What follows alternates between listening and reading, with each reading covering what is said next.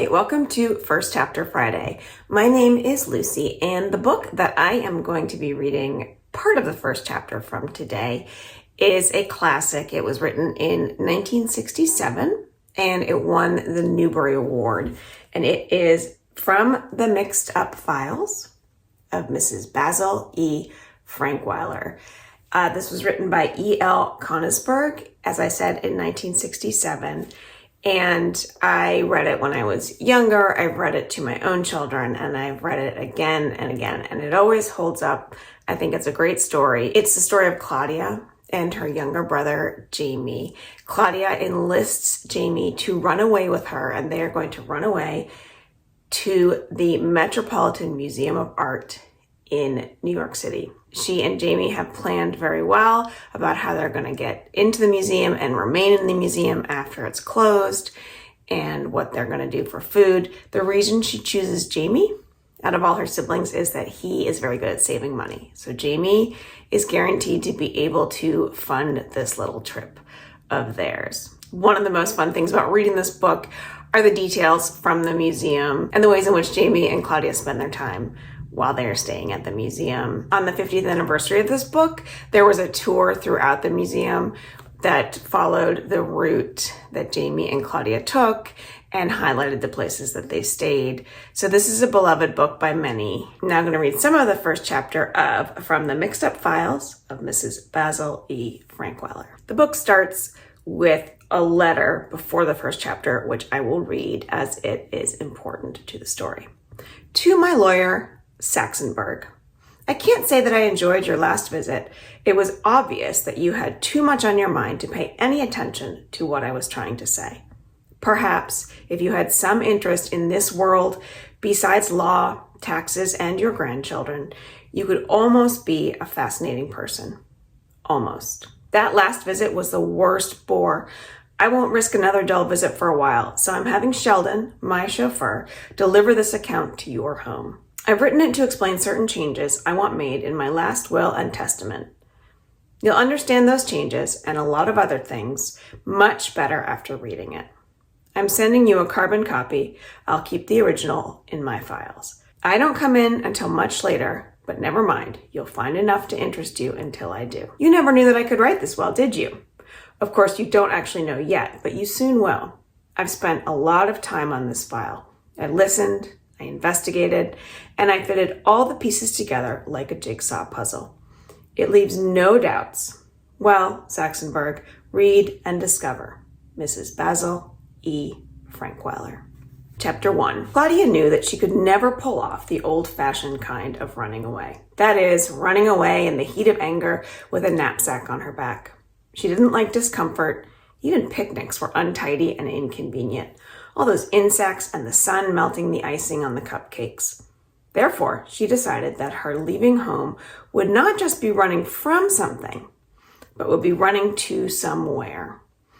To a large place, a comfortable place, an indoor place, and preferably a beautiful place. And that's why she decided upon the Metropolitan Museum of Art in New York City. She planned very carefully. She saved her allowance, and she chose her companion. She chose Jamie, the second youngest of her 3 younger brothers. He could be counted on to be quiet, and now and then he was good for a laugh. Besides, he was rich. Unlike most boys his age, he had never even begun collecting baseball cards. He saved almost every penny he got. But Claudia waited to tell Jamie that she had decided upon him. She couldn't count on him to be that quiet for that long, and she calculated needing that long to save her weekly allowances. It seemed senseless to run away without money. Living in the suburbs had taught her that everything costs. She had to save enough for train fare and a few expenses before she could tell Jamie or make final plans. In the meantime, she almost forgot why she was running away. But not entirely. Claudia knew that it had to do with injustice. She was the oldest child and the only girl and was subject to a lot of injustice. Perhaps it was because she had to both empty the dishwasher and set the table on the same night while her brothers got out of everything. And perhaps there was another reason more clear to me than to Claudia. A reason that had to do with the sameness of each and every week. She was bored with simply being straight A's Claudia Kincaid. She was tired of arguing about whose turn it was to choose the Sunday night 7:30 television show, of injustice, and of the monotony of everything. The fact that her allowance was so small that it took her more than 3 weeks of skipping hot fudge sundaes to save enough for train fare was another example of injustice. Since you always drive to the city, Saxonburg, you probably don't know the cost of train fare.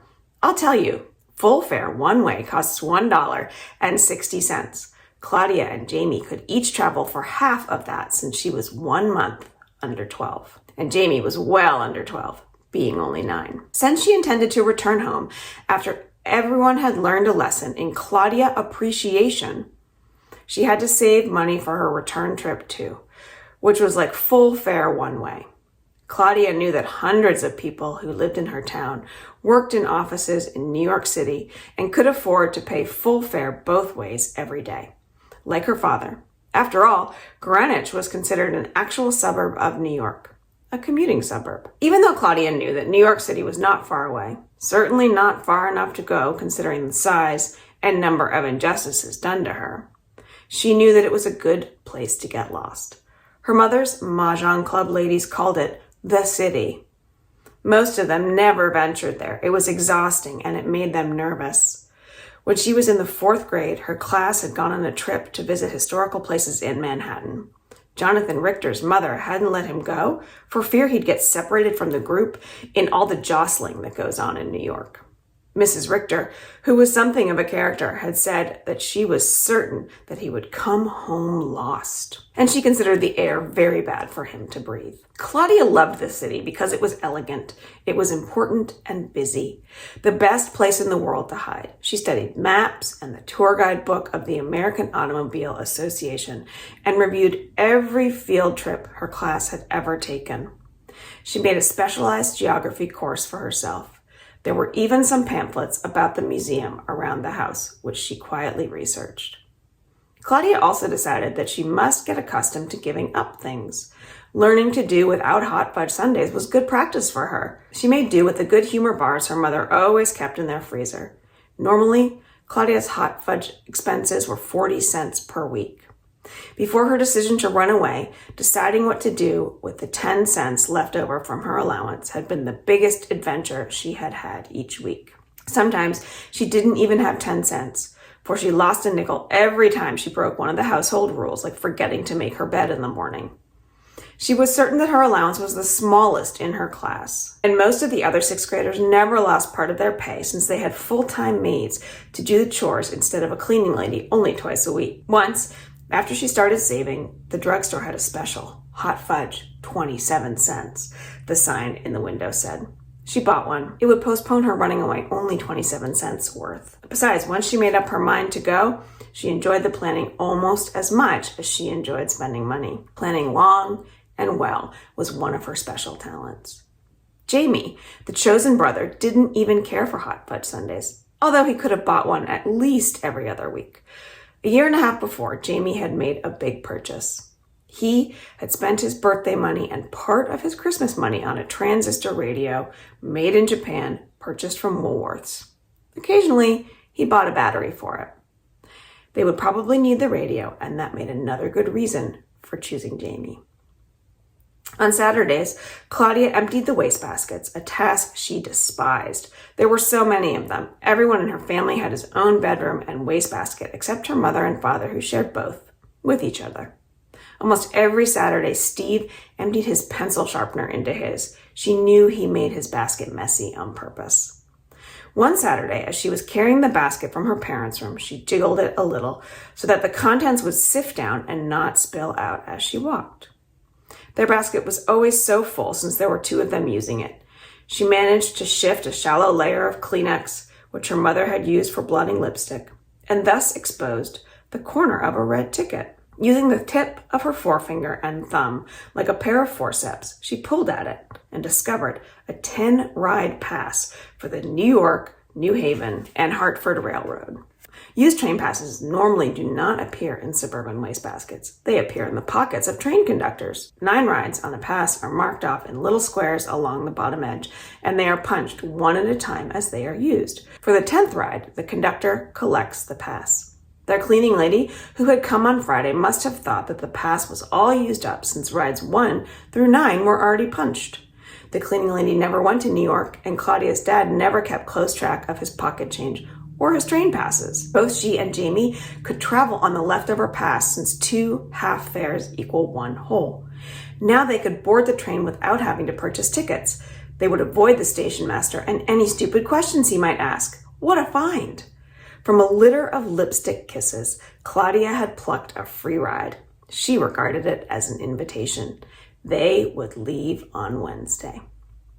And I'm going to stop there, although I could definitely keep reading. I love the way that this book is written, and I think Claudia is a great character. You can tell how pragmatic she is and how hard she works on thinking out the details, even which brother to choose. You also learn a little bit about why she's choosing to run away in the first place, all those injustices. And I like to see Claudia, this girl, sticking up for herself and this family of brothers when she seems to have to do all the work. So I hope you enjoyed that little snippet from the Mixed Up Files of Mrs. Basil E. Frankweiler. If you have not read this classic book, I highly recommend it.